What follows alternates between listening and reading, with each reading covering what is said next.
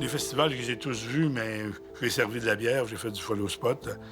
Et puis moi, donc, je suis devenu engagé à temps plein pour une première fois, en 1998.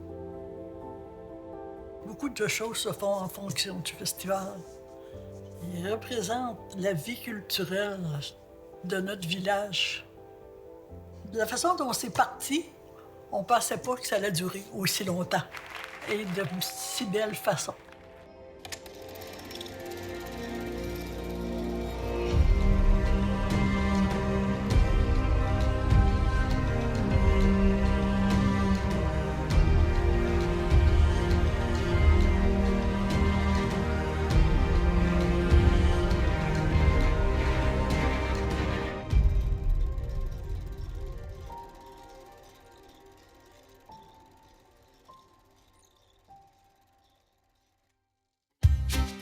À Petite-Vallée, l'accueil et la culture forment un même souffle, porté par la famille Lebreu.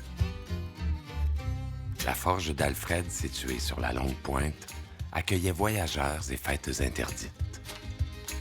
Avec le temps, la forge a évolué et a donné lieu à un emblème culturel québécois, le Festival en chanson. Malgré les épreuves, l'âme du lieu est restée debout, comme un sanctuaire où l'on y chante plus fort que la mer.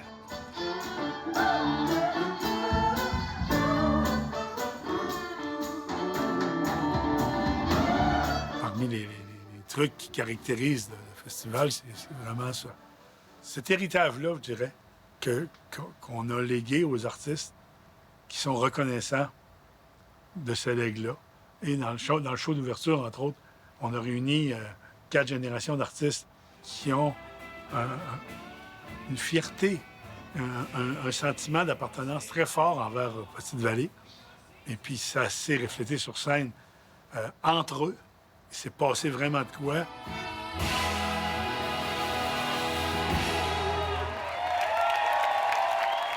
Ça connectait entre eux parce qu'eux avaient cette même connexion-là avec le lieu. Et il y avait cette même fierté d'ouvrir ce lieu-là qu'ils avaient, pour plusieurs d'entre eux, qu'ils avaient vu naître.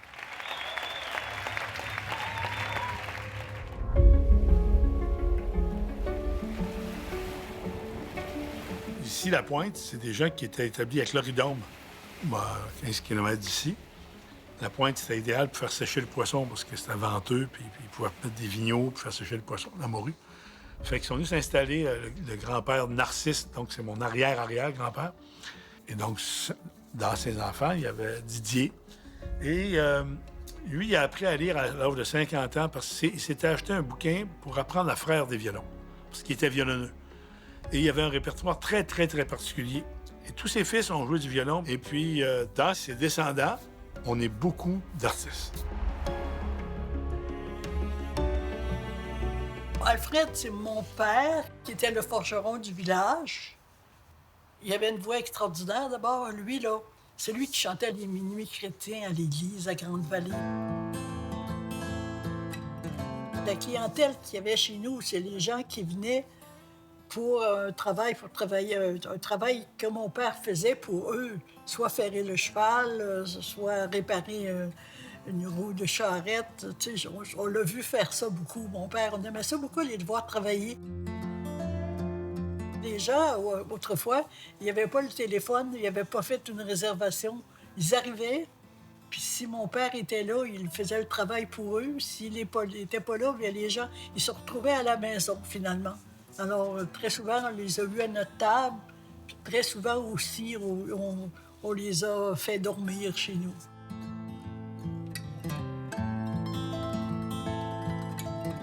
Au village, ça a commencé par un carnaval d'hiver. C'est le modèle du carnaval de Québec. Donc, puis au village ici, il y avait une salle qui servait à faire des concerts, puis après, ça a servi aussi à faire de la messe. Des concerts, on s'entend, là, mais oui, des petits concerts en tournée, des gens qui faisaient des tournées country, les Paul Brunel, Marcel Martel et compagnie, puis du théâtre, puis tout ça. Et donc, il y avait leur lieu pour faire leur événement, puis le carnaval d'hiver avec la patinoire, puis il y avait une équipe de hockey qui était bien bonne, puis qui rivalisait avec les villes pour un petit village. Donc, il y avait ce carnaval d'hiver-là qui était très populaire. Et tout à coup, il s'est mis à avoir des carnavals partout. sais, à Grande-Vallée, à Cloridum. Tout le monde avait son carnaval. Puis ils se sont dit comment on pourrait se différencier. Et là, le Festival d'été de Québec cette année. Fait qu'ils ont décidé de faire un festival d'été qui s'appelait le Festival de la parenté. Et on s'est mis à célébrer les familles. Année après année, ces familles fondatrices du village ont été célébrées. On réunissait la diaspora de ces familles-là qui descendaient pour célébrer ça. La maison chez nous, c'est une grande maison. On était une grande famille, 17 enfants, ça fait que c'était une grande maison. Et on recevait beaucoup, beaucoup de visites. Durant l'été, là, parce qu'on a de la famille à Montréal, on a une famille de Lebreu à Montréal, puis ils en profitaient durant l'été. Ils venaient visiter la famille, le grand-père, les enfants et tout. Puis on organisait des soirées de danse dans notre grande maison. On avait beaucoup, là. Puis les gens des villages voisins, ils savaient, là, puis ils s'amenaient. Ils s'amenaient danser chez nous. C'était là vraiment la place. Alors on s'est dit, à un moment donné, tu sais, on va faire notre festival, mais on va inviter notre parenté. À ce moment-là, on a fait un faire-part, puis on disait à toutes les familles, parce qu'on avait la messe tous les dimanches, alors les prêtres venaient, puis tout ça. Et on avait publié tout un répertoire de ce qui allait se passer. Et les gens amenaient ça pour faire l'invitation personnelle. Ça se rendait dans toutes les familles. Et l'invitation était lancée, c'est là que ça a commencé le festival de la parenté. La parenté est arrivée, une visité comme le jour de la parenté, elle va rester toute la journée chez nous.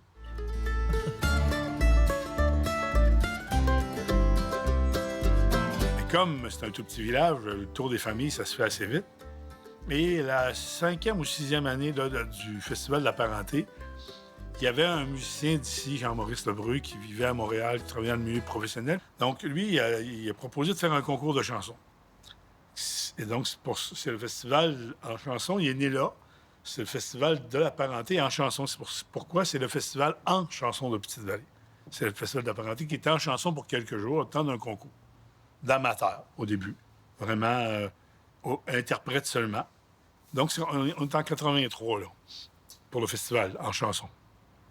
Et petit à petit, mais ça va évoluer. Parallèlement à ça, moi, j'ai 21 ans et je crée avec des copains médecins qui étaient hébergés par ma mère, qui gagnait sa vie comme ça. C'était une première divorcée du village. Elle gagnait sa vie en hébergeant des médecins durant toute l'année. Et puis, il y avait un médecin qui était chez maman. Et puis, il y avait un petit bar au village qui fermait quasiment jamais. Donc, on sort du bar très tard. Et puis, il y a la lune qui est sur la vieille forge de mon grand-père, puis qui est un vieux bâtiment qui s'est en train de s'affaisser, tout ça. Puis lui, il jouait de la clarinette, puis c'est un féru de jazz, puis il disait, ça va le fun de se faire un petit lieu pour... Donc, on a créé le Café de la Vieille Forge. Au début pour nous autres, mais rapidement, c'était un petit café ouvert. Et donc, j'ai parti le café. Les festivals, je les ai tous vus, mais j'ai servi de la bière, j'ai fait du follow spot. Pour, à 90, commencer à m'approcher du côté artistique du festival. Donc, j'étais comme un conseiller. C'est un gros mot, là, mais il y avait un coordonnateur. Puis là, moi, j'étais là parce que moi, je viens de la chanson. Je fais des chansons, j'écris des chansons depuis que j'ai 15 ans. Je ne vivais que pour la chanson. Et puis, on va naviguer comme ça. Le Festival de la parenté existe, le Café de la Vieille Forge existe, jusqu'en 98. Et puis moi, donc, je suis devenu engagé à temps plein pour une première fois, en 98. J'étais allé rencontrer Alain Simard, le fondateur du Festival de jazz et des Francophonies de Montréal. Et je suis sorti de son bureau bien craqué en me disant le monde en grand et le monde en petit, on a les mêmes défis. C'est juste qu'on n'a pas le même niveau, mais il m'avait fortement encouragé à aller du côté touristique, à ouvrir plus. On va être pas mal là, mais bien. J'ai un petit speech à faire. Tiens-toi prêt, ça ne sera pas trop long. Bon après-midi, tout le monde, vous allez bien? Hey, merci d'être là, si nombreux à ce rendez-vous. Merci beaucoup. Le Festival de la parenté n'existait que pour le Festival en chanson, dans le fond. Et le concours va être là. Et moi, le concours, il m'énerve parce que moi, je l'ai fait. J'ai fait un concours de Granby. Et je me suis rendu compte que de se faire éliminer quand tu viens de loin, c'est tough. C'est pas constructif. Tu sais, c'était vraiment un concours, là. Il y a la demi-finale, tu te fais éliminer, tu te retournes chez vous. Puis... Fait que moi, j'ai commencé par dire, tu te fais éliminer, mais on te garde pareil, on te fait des ateliers, tout ça.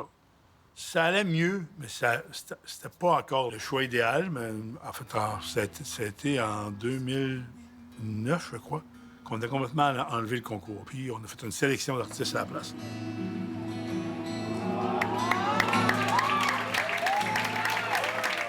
Beaucoup de choses se font en fonction du festival.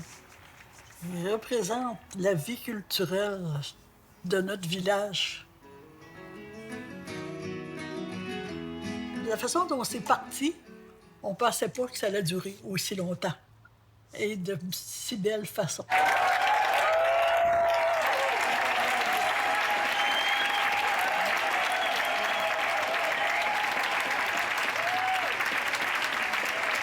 On s'est mis à faire des spectacles.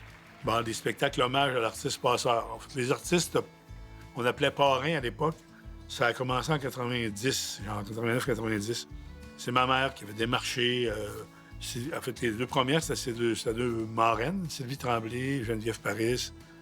Après, il y a eu Sylvain Lallièvre, en tout cas. Puis là, Richard Séguin, donc, ça a donné... À mesure que les artistes étaient plus connus, plus ça donnait de l'importance au festival. C'est vraiment en 97, avec M. Vigneault, là, on a vraiment pris de la notoriété.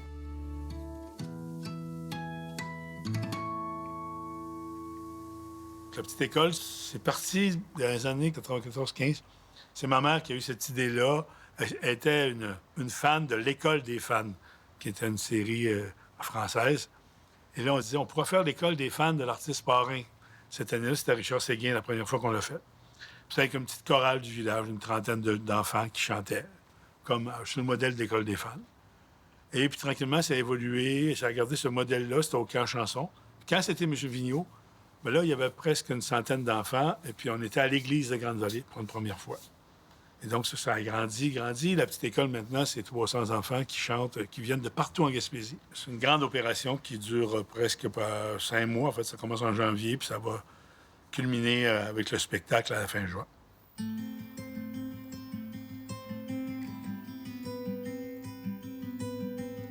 Ma mère avait son auberge. Les artistes sont tous passés là. Tous les artistes qui venaient chanter au Café de la Vieille-Forge, puis au Théâtre de la Vieille-Forge, mais la plupart dormaient soit à l'auberge, soit dans les chalets. Et donc, il y a comme un automatisme qui s'est installé au fil des années. Les artistes, ils arrivent, puis avant même d'aller au théâtre, ils rentrent saluer maman. Parce qu'ils ont dormi là. L'auberge avait une salle à manger aussi. C'est là qu'on s'est retrouvés avec M. Vigneault, puis avec Plume Latraverse, puis avec toute la gang d'artistes. Il y avait un rassemblement d'artistes. Donc, il y avait un lieu familial avec un attache fort. Et puis ma mère, qui est une personne qui est l'hospitalité incarnée, là. Et il y a vraiment des grands liens qui se sont tissés avec ma mère dans plusieurs générations d'artistes. Cet aspect-là est très particulier dans l'histoire du festival aussi. Fait que les artistes, ils s'en venaient passer une semaine. Je pense pas qu'ils seraient venus passer une semaine dans un motel puis donner le même service, non. Ils étaient là, ils mangeaient chez maman. Les gens, ils étaient heureux quand ils arrivaient chez nous, puis ils étaient bien, puis tout ça. Ils étaient bien reçus, bien accueillis. Ils dormaient bien, ils mangeaient bien. Je pense que ce qu'on a dans la tête, ce qu'on a dans le cœur, ça se propage, puis on dirait que ça se vit comme au quotidien, mais ça se propage aussi. Ça s'en va aussi dans le futur. Je sais pas pourquoi, mais ça fait partie de la mentalité des gens, sont accueillants en général.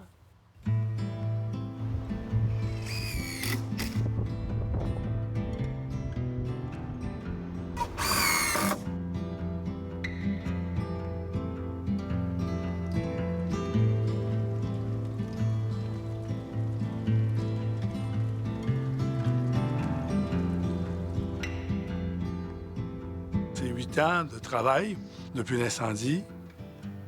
La première chose qu'on a faite, c'est qu'on a dû faire l'étude des besoins.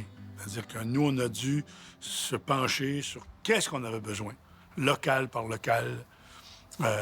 Après, ben oui, la salle, on veut avoir un minimum de tant de personnes qui puissent entrer. Après, on se dit, ben là, ce serait le fun d'avoir une salle qui s'extensionne pour que le lieu serve pas seulement que ce soit un lieu professionnel hyper haut de gamme, mais en même temps qui est un lieu communautaire, un lieu de rassemblement, un lieu d'émulation pour des jeunes au milieu artistique.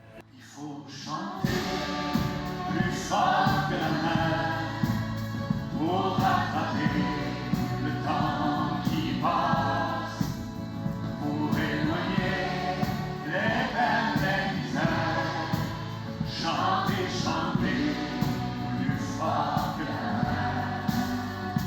Chanter plus fort que la mer. Chanter plus fort que la mer. Chanter plus fort que la mer. Chanter plus fort que la mer. Chanter plus fort que la mer.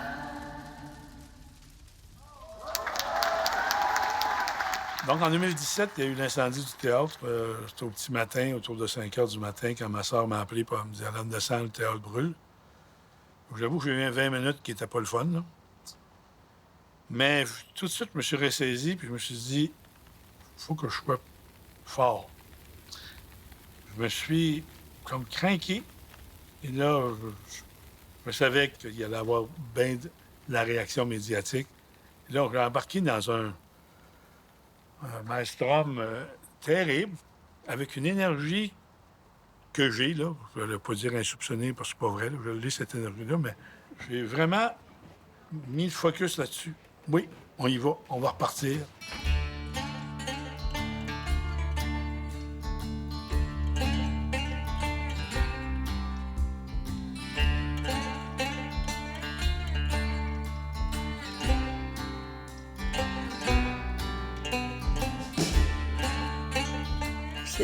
C'était des durs moments.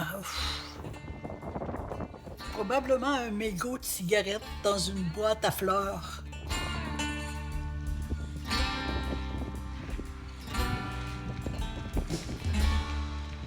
Ils ont eu le courage, ils ont eu la force, ils ont eu la volonté. Parce que tu peux pas laisser un événement comme ça mourir, là, puis s'éteindre. Parce qu'ils ont cette année, ils disent c'est pas parce qu'on a brûlé qu'on s'est éteint, mais il fallait pas laisser éteindre ça, là.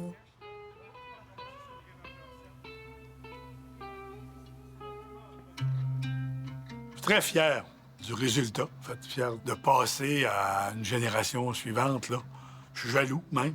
Tu sais, moi, quand j'ai commencé dans la vieille forge, là, les lumières, là, c'était des cannes de jus de tomate qu'on peinturait noir puis qu'on mettait des petits globes ordinaires dedans. Puis la console d'éclairage, c'était des rhéostats maison avec des pitons ronds, là.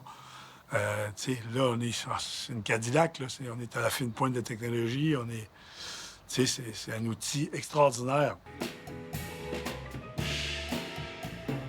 Après, le pendant qui va avec ça, c'est pas n'importe qui peut faire fonctionner ça. Et donc, ça va prendre aussi des moyens financiers pour faire rouler. On est quand même bien soutenu, mais là, il y a beaucoup d'inconnus. Pour de ma maison grise.